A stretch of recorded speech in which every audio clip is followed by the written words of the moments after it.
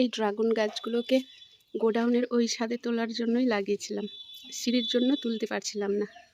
এখন সিঁড়ি তৈরি হয়ে গেছে, এই ড্রাগন গাছগুলোকে এবারে উপরে তোলার ব্যবস্থা করব। কিন্তু প্রচুর কাটা থাকার ফলে এইভাবে কোনো মতেই তোলা যাবে না, তাই ডালগুলোকে একটু কেটে ছোট করতে হবে।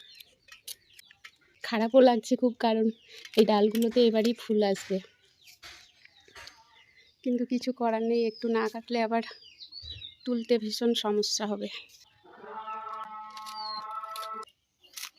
আর এই গাছের ডালগুলো ছায়াতে থাকার ফলে দেখুন নিজের শেকড় বেরিয়ে গেছে, এগুলোতে মনে হয় ফুল আসবে না,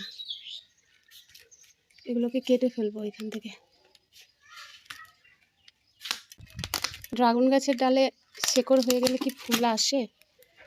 আপনাদের জানা থাকলে একটু কমেন্ট করে অবশ্যই জানাবেন। এই যে এগুলো সবগুলোতেই শেকড় বেরিয়ে গেছে। এইভাবে মোটামুটি করে একটু ডালগুলোকে কেটে ছোট ছোট করে দিলাম, এর বেশি কাটাই যাবে না, দেখা যাক কি হয়। অসুবিধা হলে আরও একটু কাটতে হবে, কিছু করার নেই, পরে আবার হয়ে যাবে ডাল।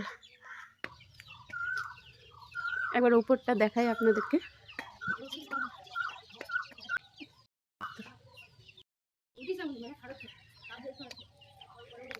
এই যে